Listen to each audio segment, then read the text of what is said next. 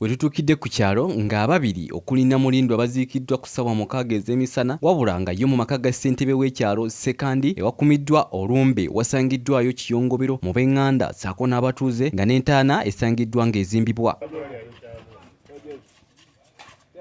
Abatuuze wakati mu kusoberwa bategeezezza ng'awe beetaaga essaala kuba kino tebakirabangako ku kyalo okubanga kuliko abantu 4 abafudde ate nga bonna bafudde ekirwadde kya COVID-19 era nga kino kibaleese okutya nga tebamanyi kiddako kuba n'abalwadde abali ku bitanda basusse obungi era ne bategeeza nti buli omu waali atandise okwekengera munne olw'ekirwadde ekitandise okubagoya. Twongere n'okwewa distance, social distancing.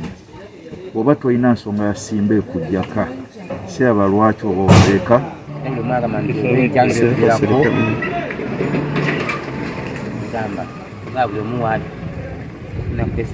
kiisa nti buli omu wali kati yeekengera munne tetukyalina gamba nti ono abuyina oli tabuyina. Ye Dr. Kefa Ssempanji ng'ono mutaka ku kyalo kino omulanga agukubidde bannamawulire nti kati be balina okutaasa eggwanga okubuulira abantu engeri gye beewalamu ekirwadde kino era n'ategeeza nti mu byalo obulwadde bweyongedde olw'abaana abava ku masomero. Mu nnaku zino ku TV, ku radio, mpapula z'amawulire oli bw'aba asoma n'ekyabawulira kibenga kyonna kikubiriza abantu baffe kimwegendereze naddala mwambale masks. Abamu ku baffamire ya ssentebe omugenzi George Ssekandi nga ono yabadde ssentebe w'ekyalo kino bakulembeddwamu Kikomeko Greg munnamawulire wa Dunamis FM akakasizza nga kitaawe ekirwadde kya COVID-19 kye kyamusse wabula n'ategeeza nga kitaawe wabadde atawaanyizibwa ekirwadde kya puleesa era ono n'asaba bannayuganda bonna okwambala masiki n'okunaaba mu ngalo batangire ekirwadde kino kuba mutwalidde kitaawe.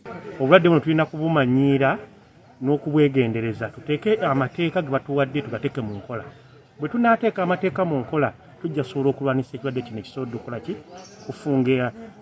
Ye amyuka ssentebe afudde Joakim Ssekandi agambye nti balina ennyiike ku kyalo kyabwe olw'obulwadde buno okubanyigiriza ennyo nga butuuse n'okubatwalako ssentebe waabwe era n'ategeeza nti bakafuna abatuuze 4 abafudde COVID-19 era n'akubiriza abantu okwongera okwegayirira ennyo Mukama nga kwotadde n'okunaaba mu ngalo okwambala masiki era ono n'ategeeza nti ekirwadde kya bbeeyi kuba ssentebe bamusaasanyizaako obukadde bw'ensimbi obuwera.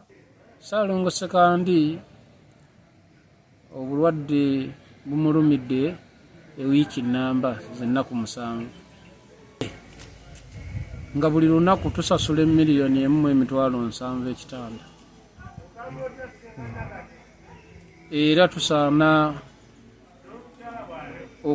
okwekuuma ennyo kubanga ekirwadde kino kya bbeeyi omunaku tasobola kubujjanjaba. Ate ye akulembeddemu okusabira omugenzi Reverend Elisa Walusimbi omusumba w'obusumba bw'eddandira annyonnyodde eri abakristaayo nti abantu abaakafa ekirwadde kino baweerera ddala era n'asaba bannayuganda bonna okwetangira ekirwadde kino kuba kimutuusizza n'okuzika abantu 4 ku kyalo abakakasiddwa nti bafudde COVID-19. Bannange tusigale awaka obulwadde gye buli butta nze mbulabyeko mbategeezezza olunaku luno olwaleero abantu 4 bennaakaziika. Wabula olw'obwagazi bwa ssentebe w'ekyalo abantu bamenya amateeka g'ebyobulamu mu kuziika agakkiriza abantu 20 nga bano basussiza mu bantu 5 era nga ku ntaana wasooseeyo mubuulizi ssaako n'abafamire n'oluvannyuma aba funeral service ne beefuga okuziika wakati mu kwesabika ebyambalo ebyeru era nga ne ku ntaana ye basoose kufuuyirako ddagala ekireetedde abamu okuzirika olw'obutaziika ku muntu waabwe bo abantu abalala 3 baziikiddwa ku kyalo kye kimu. David Tenywa Karogoyi, Arafati Musoke, STV Select enjawulo.